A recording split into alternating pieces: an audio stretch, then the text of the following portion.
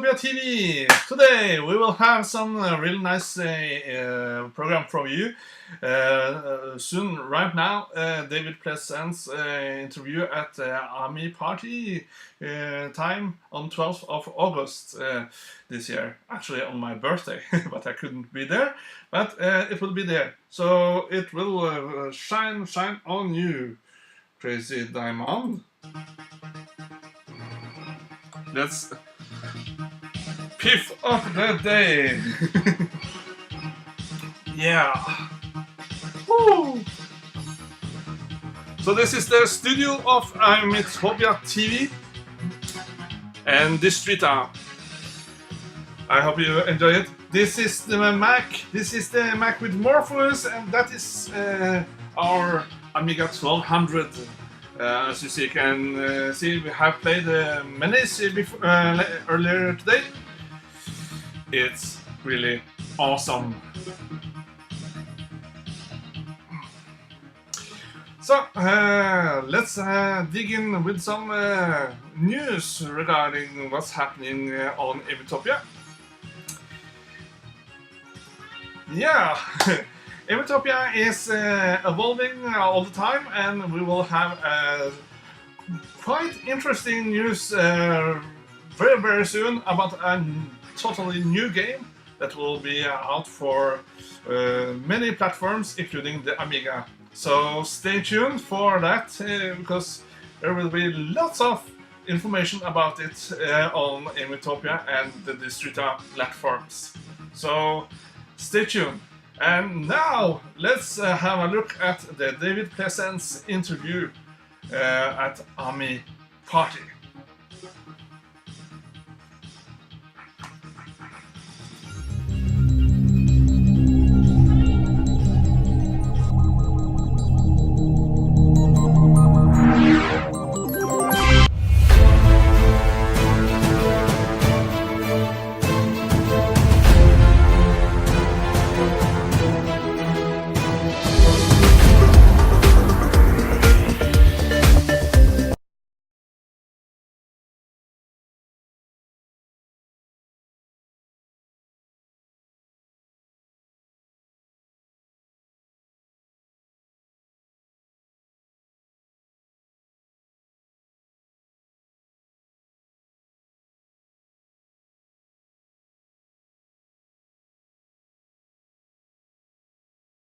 So first of all, I would like to thank you that you give us such an interview.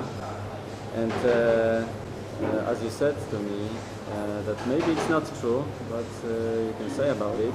The first question: for 12 years, you were a sales and manager director in Commodore UK. It's a long period of time. What was the best thing of being a part of the Commodore at that period of time? Okay, well, just correct it. I wasn't at Commodore UK for 12 years. I was with Commodore International for 12 years, but I moved around in different jobs. My first 4 or 5 years was with Commodore UK. I actually joined them in the business systems division to sell what we then had was pets, and I was recruited to sell pets into the retail market, because my background has always been mostly into selling to the retail stores all around the world. I was only doing that for just over 2 months when the demand for the Commodore VIC-20 and the Commodore 64 got so big they needed somebody to look after their major stores. So they asked me to take that role on, because my background was selling to retail. Sure. And what is your biggest achievement in Commodore? The achievement that you are proud most? Well, there's actually a few, but I think the biggest achievement is that I managed to pull together different packs of computer products, which included lots of software, which we gave themes to, and then we sold those packs into all the retail stores, from the big major stores down to independent stores. And the idea was to attract an audience of people who wanted to buy computers for the first time, and give them something very attractive that they could buy, take home and immediately use. And we did a lot of 64 packs, which every one of those was different. And we always tried to stay current with the latest trend of software, so that was an attraction to the consumer. And then when we launched the Amiga 500, that was probably the most successful thing that we did, because I pulled together a package which we committed to 10,000 pieces of software, but it was so successful what we put together, we ended up selling in that 3 months to Christmas, 186,000 packs. It was a massive seller. And that put the Amiga on the map in the UK, big time. It's a great achievement, indeed. But on the other hand, what pissed you off in Commodore at that time? Most other things. Because Commodore as a company, in my humble opinion, never ever established a business plan and worked to it. They kind of had people coming in and they all had different ideas, and so you'd get halfway through a project which suddenly they would abandon and bring in another project because somebody else had an idea that might be better. But they never planned anything. And so we tended to stumble from one bad decision to the next.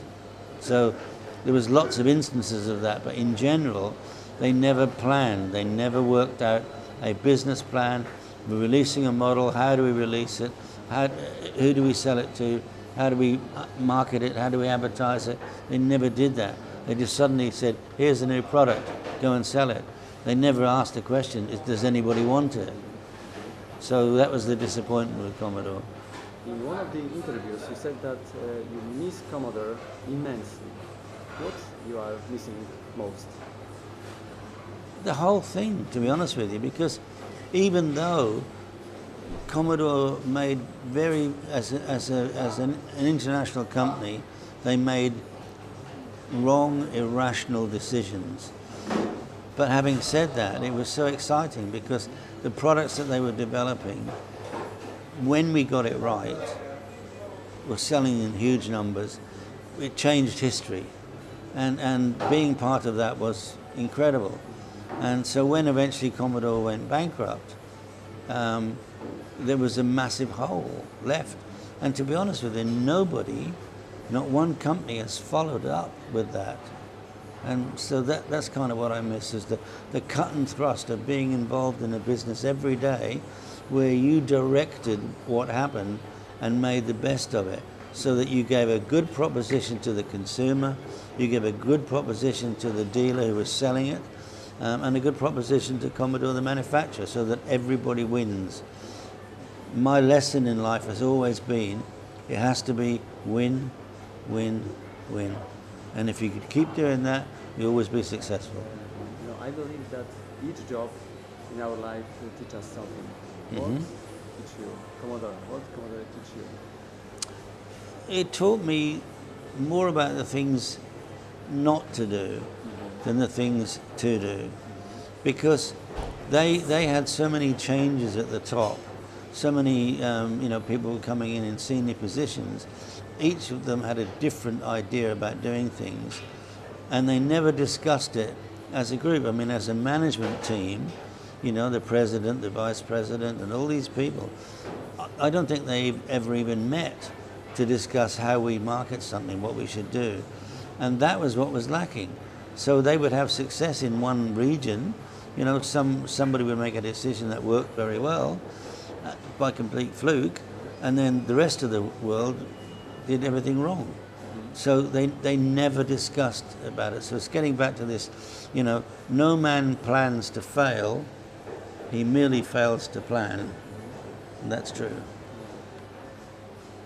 You and Colin Proudfoot, one of the managing directors of Commodore UK, had a complete business plan for acquiring the Commodore International and rescue the Amiga. Can you tell us what was happened just before the auction in the New York? Okay. We developed a very, very comprehensive business plan. And one of the things that we understood was absolutely fundamental and we knew that none of the suppliers of the component parts for Commodore products would give us any credit because they'd just lost a lot of money. So they were going to demand that we had money up front. And we estimated, we did a whole business plan, we estimated it would take 7 months for us to buy enough product for them to realize that we were honest and people that would pay their bills. So we, as a result of that, we estimated that we needed a total of $50 million. And we estimated it was going to be maybe $15 or $16 million to buy all the assets from the liquidator, and the rest of the money was to keep us going as a company until we became profitable. Very comprehensive plan. The business plan included all sorts of things. One of the series of things that I was really interested in was licensing the Commodore names, right? For example, CBM, Commodore Business Machines, at one time was as powerful as IBM. Now, we did not want to sell PCs. It's a market that would be terrible. But we wanted to license the CBM name to maybe a Far Eastern company so that they could produce a range of products with CBM on them. What we would have to do would be to support it with technical support, quality control, to make sure that what they were producing was good for our name. Wouldn't cost an awful lot, but we needed to provide that. And the idea was that we would get a revenue stream, maybe 2%, of everything they sold would come to us as a royalty fee. Now that was CBM, that was for anything to do with business products. Then you take the name Commodore. Commodore could be sold and utilized for anything with a plug on it, because we had distribution in every retail store in the whole of Europe and some in America. So, for example, somebody who produces, hair dryers or shavers or toasters, they could license the name Commodore from us in the same deal to pay us 2% because it was a name that was worth having, right? And so, again, all we would have to do is to make sure that we made the quality control that they produced so they protected our name. So there's this revenue stream coming in, okay? Now, on top of that, we would then say to those people, you're making PCs and you're selling them with the CBM name on, and we're getting 2% royalty. If you would like us and our sales team to sell those products for you on a commission basis, you're still making them, we're not making them, we're not holding inventory, we're not doing any of those things, but if you want us to sell them, because we've got the sales force already selling into those retailers, we can do that for you. And let's say we work on 3% commission or something, right? I hadn't set the figures, but something like that. And the same thing with every other, consumer product with a plug on it. We could sell on their behalf. So we give them a royalty, a product that they can sell with a good brand name, and for which they pay us 2%, and then we sell it for them as well. But we never hold inventory. So we avoid all of those risks. That's good business sense. Okay? And nobody had thought of that. We had. CD32s. What I wanted to do with CD32s was to make it available to every single manufacturer of hi-fi products. So if they were selling a stereo system, instead of just selling it with an amplifier and a CD player, have a CD32 designed to fit their stack, right? So that so that would achieve two things. One, we'd get a royalty from it. Two, it would reduce our manufacturing costs because they'd be making lots of them. And thirdly, we could sell that product on their behalf if we wanted to. Another great business idea. With Amiga, all we would have done was clothing, right? Tracksuits, T-shirts, things like that with Amiga on, and the same deal. We make sure the quality control is right, but they manufacture and they sell them where they want to, but we could also sell them for them. That's a whole revenue stream coming in that Commodore had never, ever utilized. Good idea? Really good idea. Right? Yeah, Now, the idea that we had was we were going to develop the Amiga product range, and we would forget 64s or any of those things, Amiga product range, and we had a tower case designed by a company in Germany, and we were going to make a case that it didn't matter what Amiga machine you bought, whether it was a 500 or a 1200 or a 1000 or whatever, you could take your machine into one of the independent dealers, not the multiples because they couldn't do it, independent dealers. You could buy this tower case and get a new PCB, an updated one put in, and that dealer would give you a trade-in on your 500 or a trade-in on a 1200 for a 1000 or a 2000. And this was going to be called Commodore Amiga Infinity. So what we would do is we would give longevity to the Amiga range, so that the dealers could keep selling it and upgrading. Another clever idea. I didn't come up with the name Infinity, one of my guys did, Kieran Summoner did. But again, a really good idea. And then we were going to develop the new technology which our engineers were working on, which was that the new chipset called Hombre, which was staggering. It was a chip based on a mental block now. You might have to cut this bit out. It was a RISC-based chip, right? Sorry about that. RISC-based chip, to which they had put into it a 3D rendering engine. They'd put into it 5.1 surround sound stereo, because in 1993 that was now we've got 7.1, but in those days it was 5.1. But what happened is that we had pulled together, because we did a complete and thorough business plan about what we were going to do with Commodore, including all those things that I told you about selling the designs of PC products and getting commission, la-di-la-di-la. And but we also knew that what we were going to concentrate on was the Amiga range as we had it, and develop that. And we knew that we needed to borrow, and we have to pay up front. So if we were successful, people supplying us with bits that we put together would want paying up front. They wouldn't give us credit terms because it all lost a lot of money. And we estimated it would take us 7 months to get to a position where people would trust us after all of that time, because we'd been paying them. And that's effectively what we were going to do. But what happened is that we had, as part of our team of investors, we had about 5 different relatively small time investors, $2-3 million each. And we between them we raised $25 million. But we had the Chinese group who themselves were going to invest $25 million. So we had $50 million, which we knew we needed for the next 6-7 months.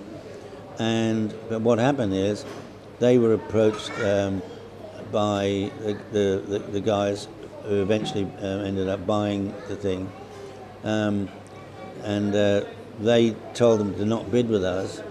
So they pulled out 48 hours before our bidding, and we made the decision that even though we knew we could bid and we could get it, we wouldn't have enough money, and if we didn't have enough money, we'd go bust. So we decided that we would not bid for it. So the bottom line is that we watched ESCOM, bid for it and end up paying, 15 million or whatever it was, even though we knew that they had no idea of what they were going to do. They had no intention to keep the Amiga range going. They were completely confused about what they were doing. But we had no choice, because I was not going to invest $25 million only to see it get lost in 2 months or 3 months, because that was what would happen. So we made the decision that we were not going to invest, and it was a very tough call. But we had no choice. That's what we had to do. And of course, the Chinese company, New Star Electronics, who were going to put the 25 million in, when they pulled out in the last 48 hours, they were told by the guys from ESCOM said to them, don't worry about it, we'll look after you. And then of course they kicked them out. Yeah, absolutely. So that was, so I mean, we just made the decision 24 hours before the auction that we had to not bid for it because we couldn't support it. What did you feel at that moment? Well, I was incredibly distraught, Yeah. very, very, very upset, and simply because I knew that Eskom had no real plan. They did not. They have no idea about, about the new technology that was being developed. They had no idea, and they'd already told, the 7 developers that we had for Amiga in the States. They'd already told them to pack up and go, and so all they really wanted was the PC name, CBM. That's what they wanted, but I wanted to say to them, why don't you let us have the Amiga stuff? We'll pay you for it. We'll buy it from you. Just give us everything. But they didn't want to know. And in fact, we offered to them for them to get involved with Commodore UK because we were still trading. We were the last company trading in the whole group because we'd been profitable for so many years. So as every subsidiary, within days they all closed of each other, we were still trading. And we wanted them to buy us and then trade with us in the UK because they would have made a lot of money. We had £6 million worth of credits that they could have used because of the way that we did the business before. And they offered us, but they wanted us to work for them, and we didn't like the way that they wanted. We didn't like them at all. They wanted us to do things that we believed were not good, not honest. And after all those years from the auction in New York, do you regret that decision that you not beat the Eskom offer? No, because we knew we could, and we knew because we had 25 million, because the Chinese had put in 25 million when they withdrew. We knew we could, and we knew we would have outbid them. But without the Chinese money, we knew that it wouldn't last, and therefore it would fail. So there's no point in spending 25 million pounds of somebody else's money when you're 99% sure it's going to fail. So we didn't regret it. It was a shame, but we didn't regret it because we were never deliberately going to lose somebody big money. If we'd had the 50 million, we could have done it. Our business plan was very solid and realistic, But now suppose that Commodore UK had those $50 million and won the auction in New York. Yep. New Amiga had to fight with 3D games on PlayStation and with Microsoft after the release of the Windows 95. It would be a really hard time for the Amiga. Do you believe that Amiga could survive such a strong competition? Yeah, well, first of all, let me tell you that the guy that mainly designed the PlayStation is a guy called Ian Hetherington, and he worked for a company that I was involved with quite heavily called Signosis, and we sold some of their software, and we had a very good relationship. And he asked me to bring Mehdi Ali to him, which I did. At the time, we had already seeded our Amiga CD32s into all of their software companies, signed a non-disclosure agreement, very secret. They were all developing for us. And he said to me, David, I want to talk to Mehdi Ali because I can give you better technology. And so I took Mehdi Ali, and Mehdi Ali was an a-hole. He was terrible. And he was too ignorant and just dismissed everything.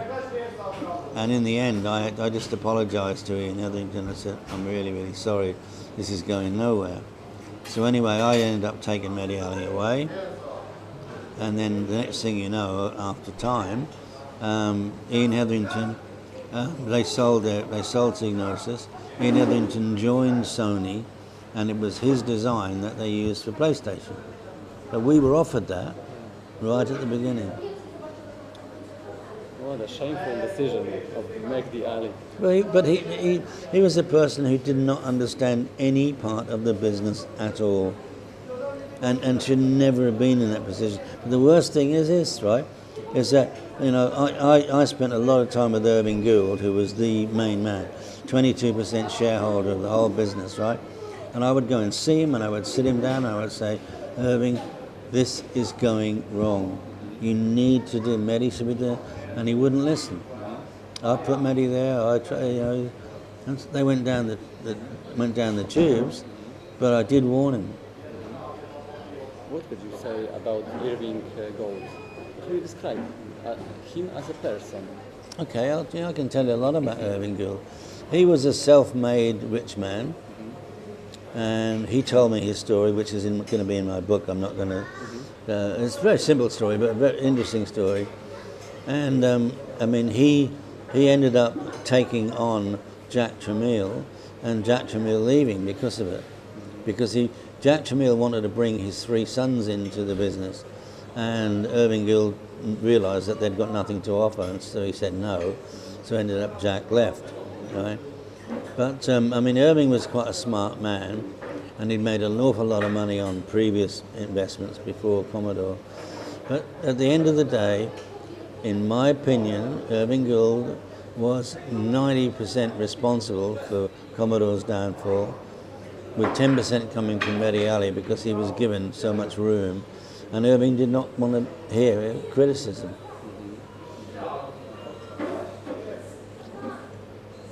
Sad story. Mm-hmm. Oh, absolutely, yeah. Do you remember your last day in Commodore UK? How you describe it? How you can describe it? Yeah, I mean, it was very, very sad because, you know, we first of all we tried to get Escom to buy Commodore UK because we were a profitable, we were definitely the only profitable subsidiary in the whole of the world. We definitely were, and we'd got £6 million worth of credits, tax credits. So a very strong position to be in. But they would only buy us if Colin and I stayed and worked under their regime, and we didn't like their regime. We didn't want, you know, you're not buying us, you buy the business, not us. Because, and I wouldn't want to work for them, and I'm really glad I didn't, because they were just, you know, illogical, irrational, and in our opinion they weren't very honest. So what I remember we sold off everything. We sold off the tables and the chairs and the desks and everything that was in Commodore UK, and those were very sad times, because we had been the profitable division of the company worldwide. The next question is somehow connected with all the things you said now.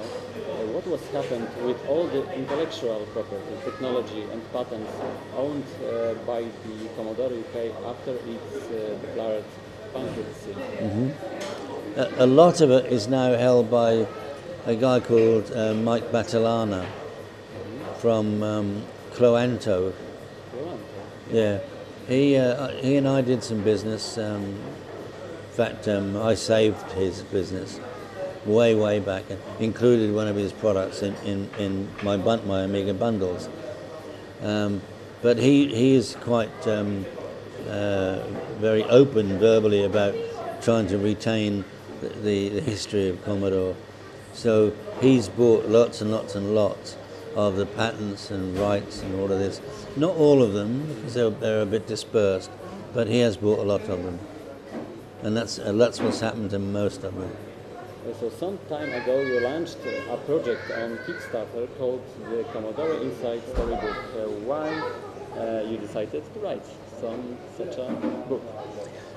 The reason I decided to write it is because there was a lot of conjecture, a lot of people making up stories about this, that and the other and what happened.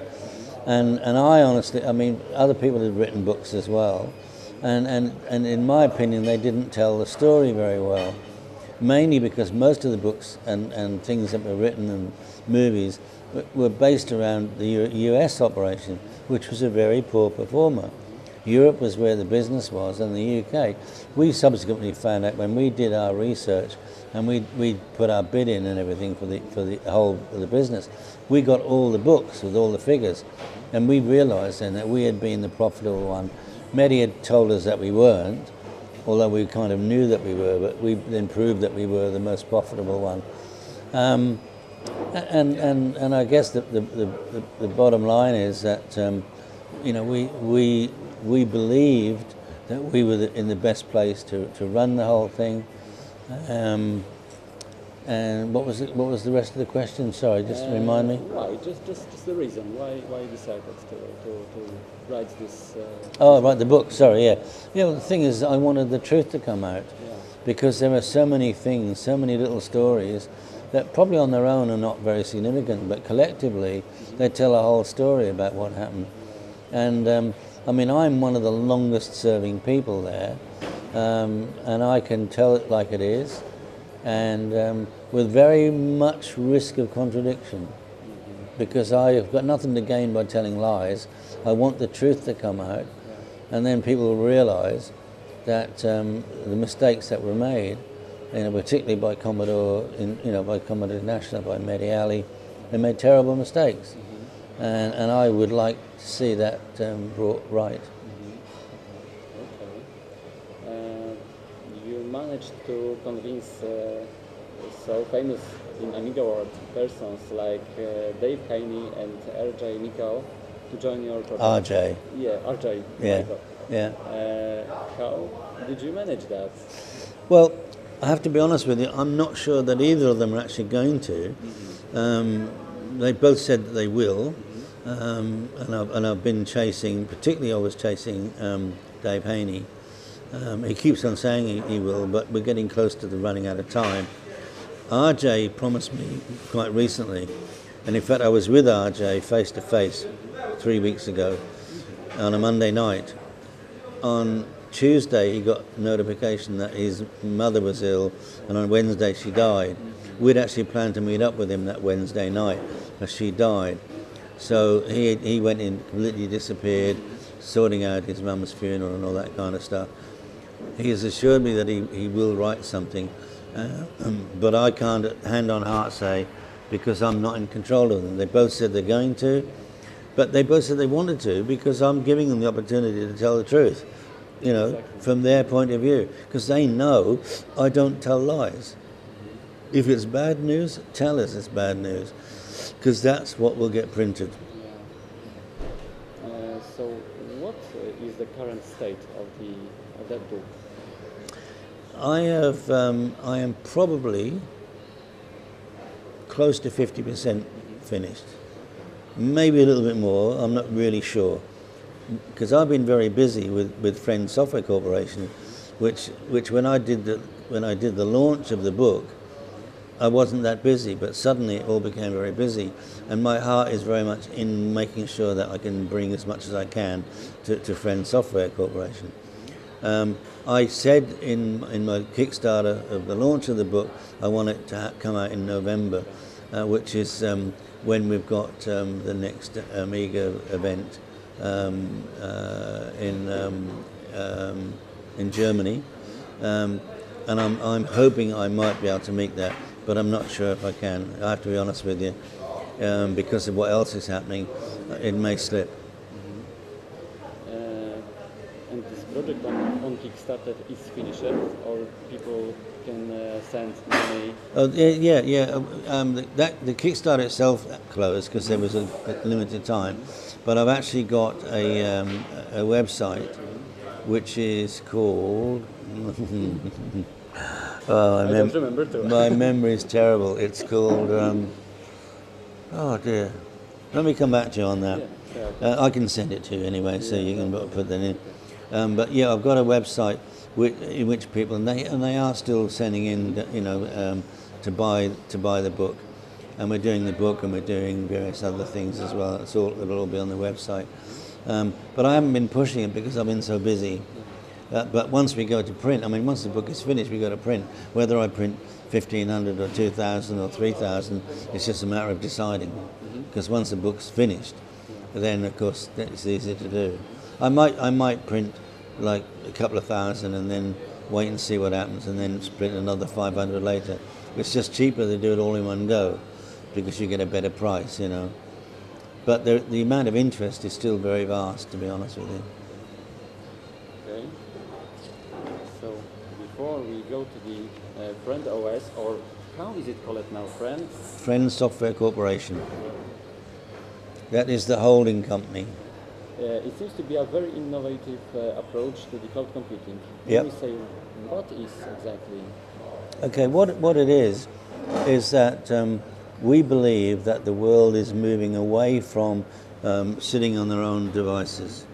For example, mobile phones are becoming more and more sophisticated, and there is now this cloud computing, which is everything is stored in the cloud, for want of a better expression. So what we have done is we've looked at the number of systems that there are, and if you go back a while, we had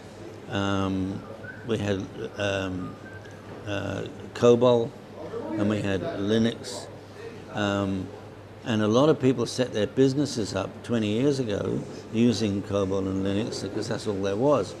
So they've got their accounts payable, their payroll, and everything else all on this.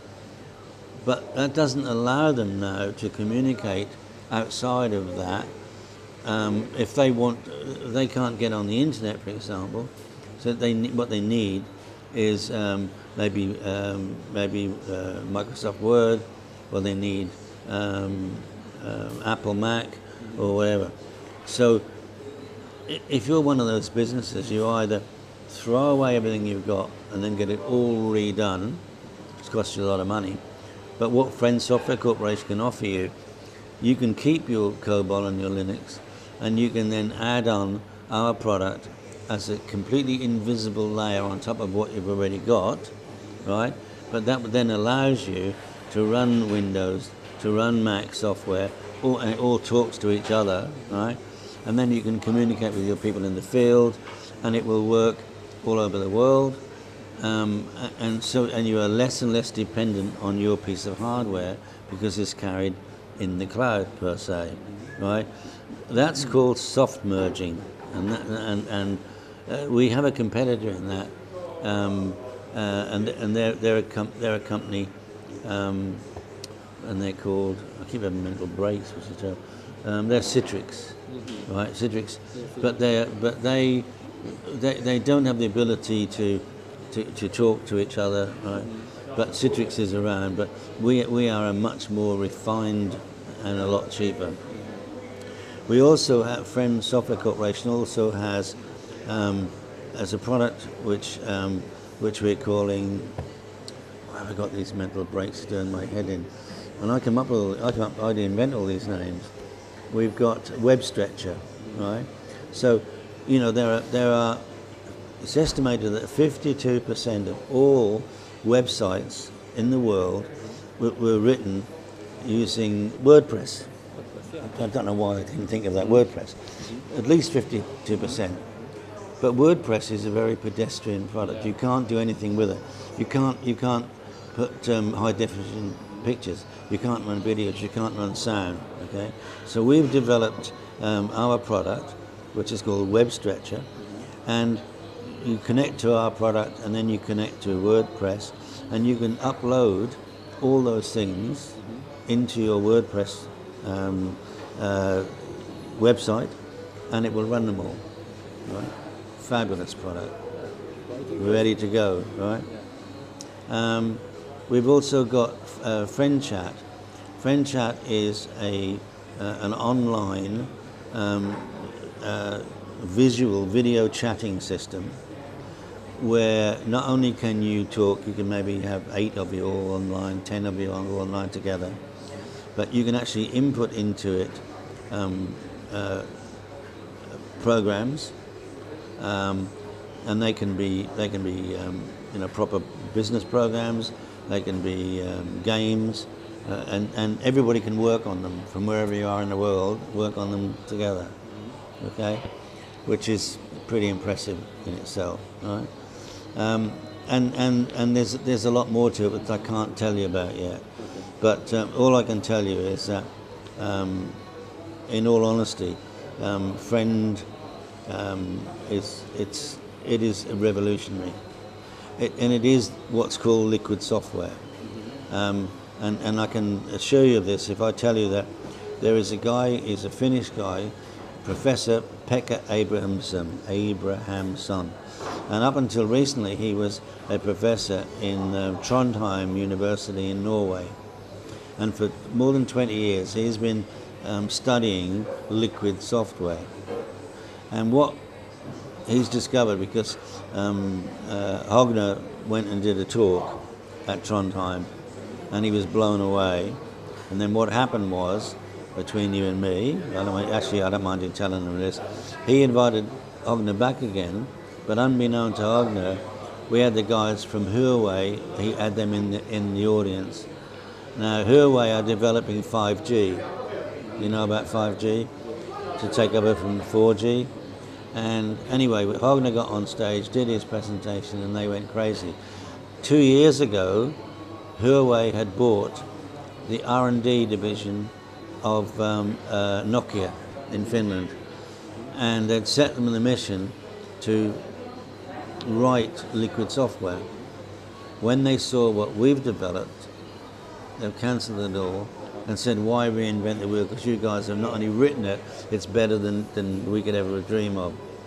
Okay, and if I tell you about liquid software, let me give you an example, right? You are sitting in an airport terminal, and you're working, waiting for your plane, and you're working on your laptop. They call your plane, so you close up, you save your laptop, and you pack it away, you put your luggage away, you arrive in Tokyo, and they've lost your luggage. So what the hell do you do? All you have to do is to bring out your smartphone, and you can carry on because it's all in the cloud, and you can carry on writing, and you can send it everywhere. So it goes with you without you having to do anything about it. It's liquid software, it follows and moves with you. Yes, and you touched the interesting topic about the liquid software. Is it not dangerous for us to have everything in the cloud? It seems that we completely lose control over our data. No, because it's protected so well. It's backed up, and it's all crypto keyed, so it's there forever. Yes, that's not the issue. We've cracked that, and a lot of people are involved in cracking that.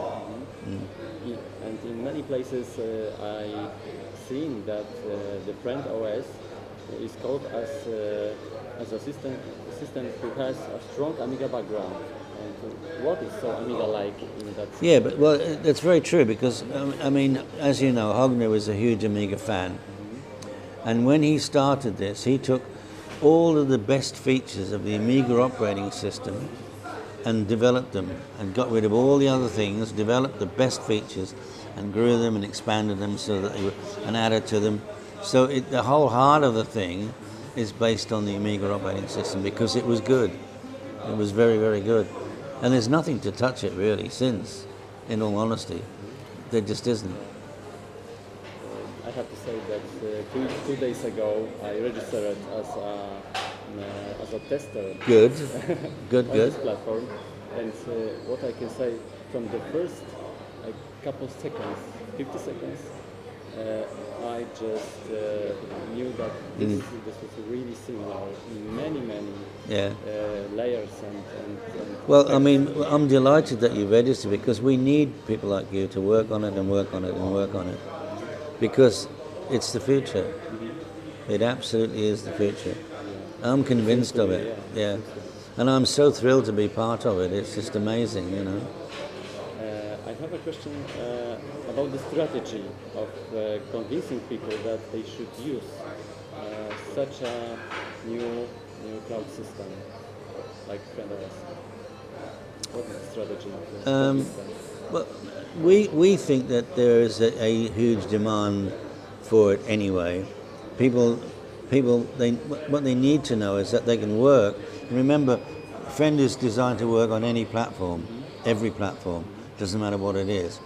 So, you know, you can be working on a Windows platform, and then you can automatically transfer it to Mac, or you can transfer it to whatever you want. And the whole idea is that these products are getting more and more sophisticated every single day. They're offering you a lot more. What we believe is that we will end up with tiny little devices that all you need to do is to sort of, you know, input. And in fact, between you and me, we're talking to Dave Haney, who is a hardware designer, about designing what we want to make it very, very simple. We will never get into the hardware business ourselves, but we will license somebody to make the hardware, simple device, which is what we believe is going to happen, and then make that available to everybody around the world. And we've got people like Huawei very interested in it, because it's technology that they see there is a huge future for.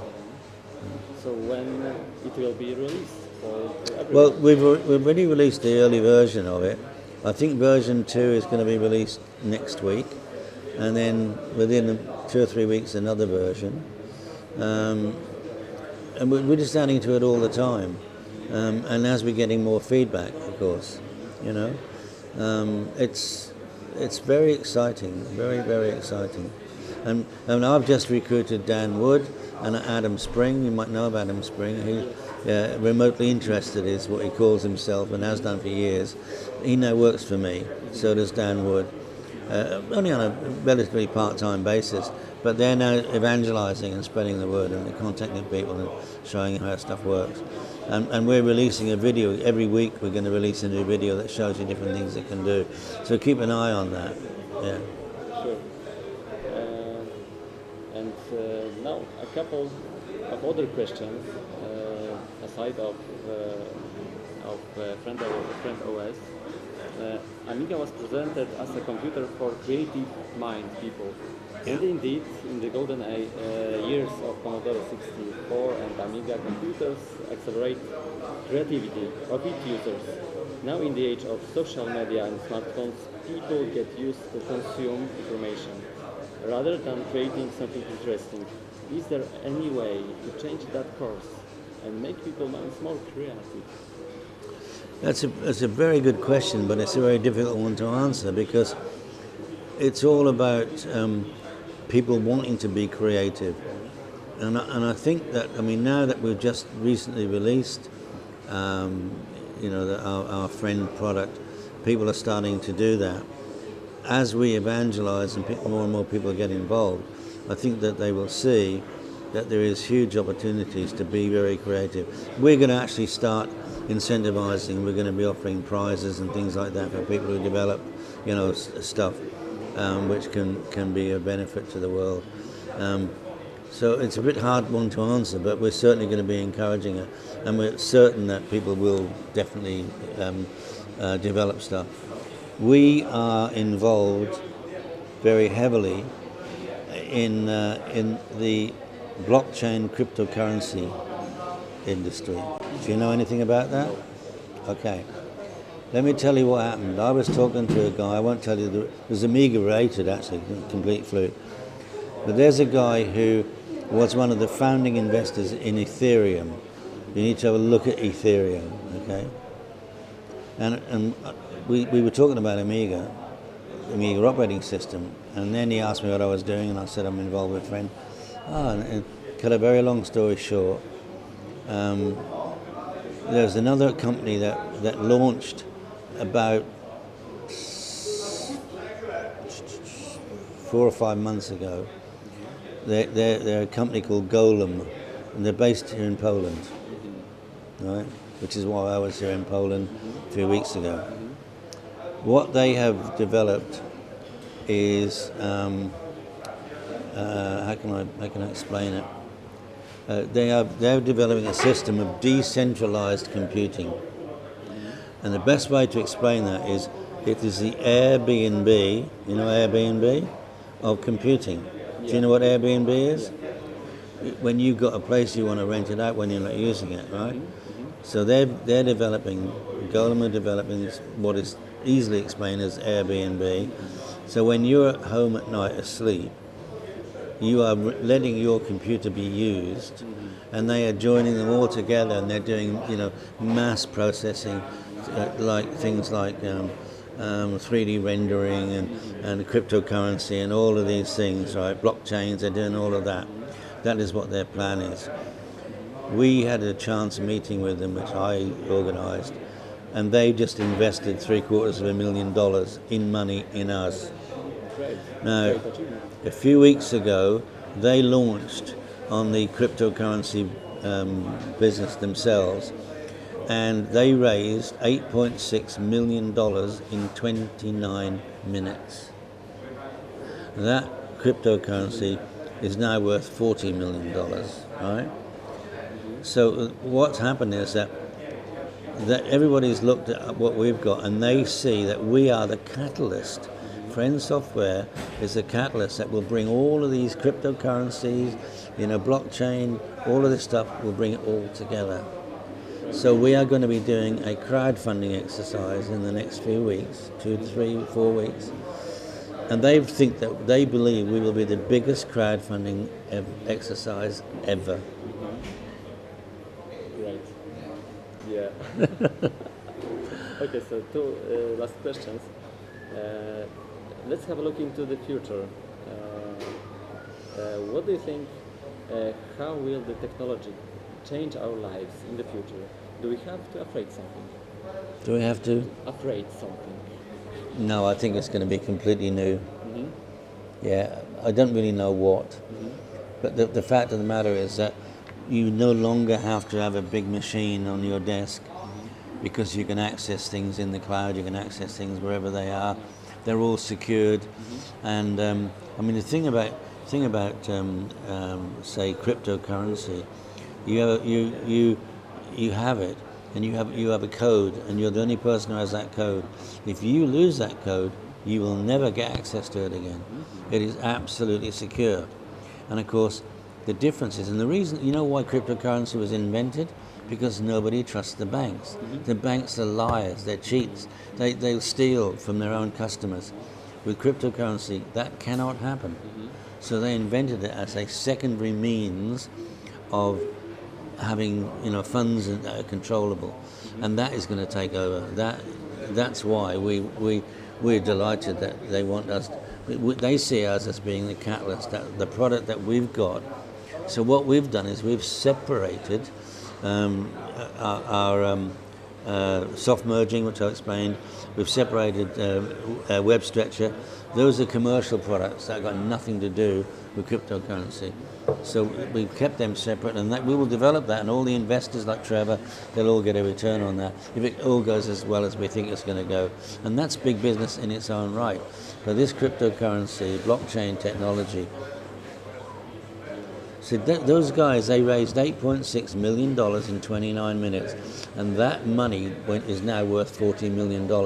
That's why they invested their $750,000 in cash in us, because they have the money.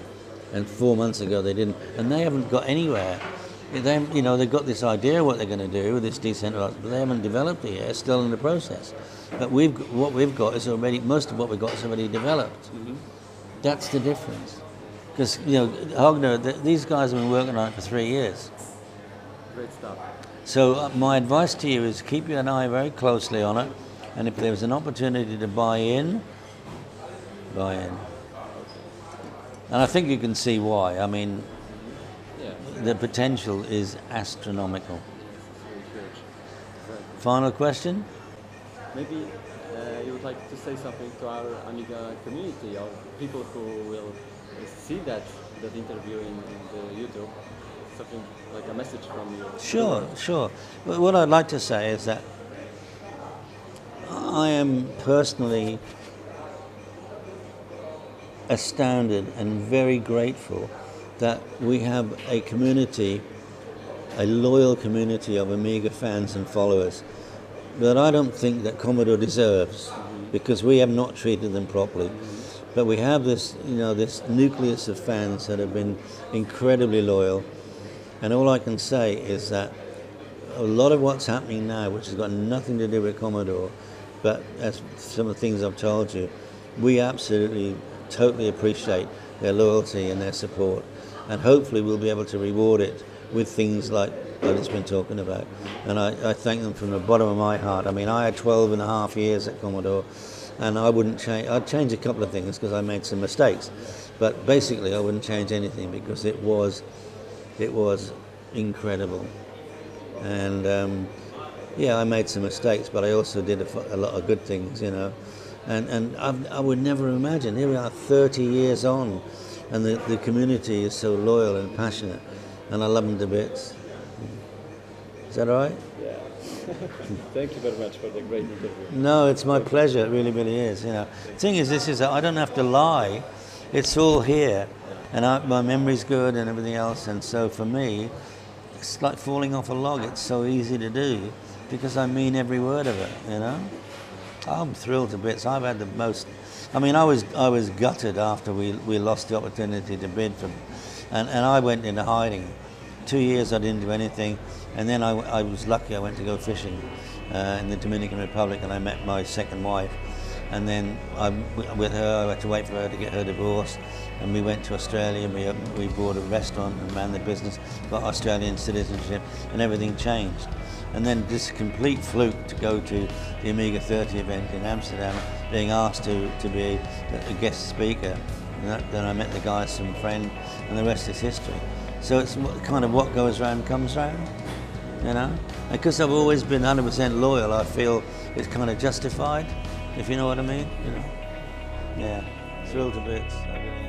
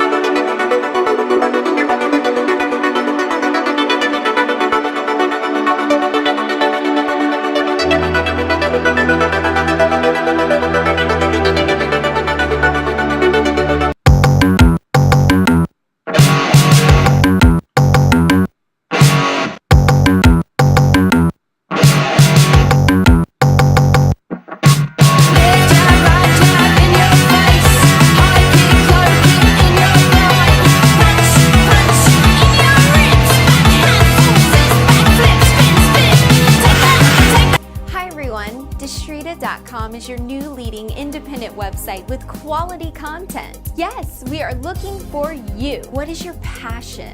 Your articles or reviews could be about lifestyle, travel, culture, music, concerts, festivals, events, movies, TV shows, gadgets, electronics, trading, affiliate programs, or anything else you love. So, what are you waiting for? We need you as our next contributor for Distrita. So take action today. Sign up now at contribute.distrita.com. Welcome to the Distrita family.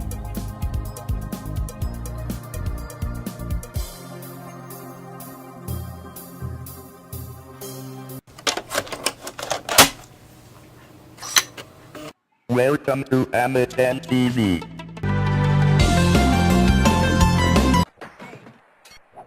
When you first buy an Amiga, initially you'll be impressed.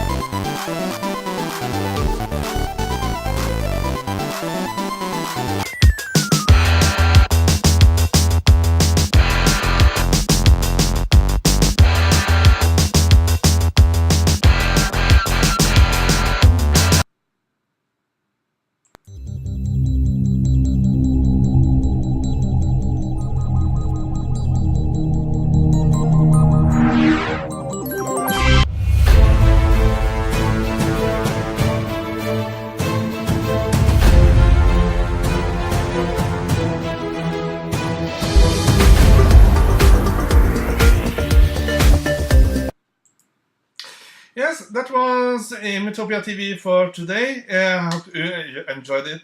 David Pleasance was a wonderful person which kept Commodore UK alive for a long time.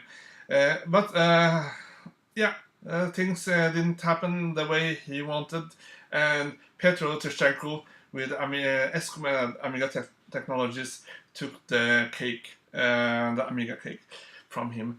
It would have been a very interesting thing to see if what would happen if Commodore UK got the rights.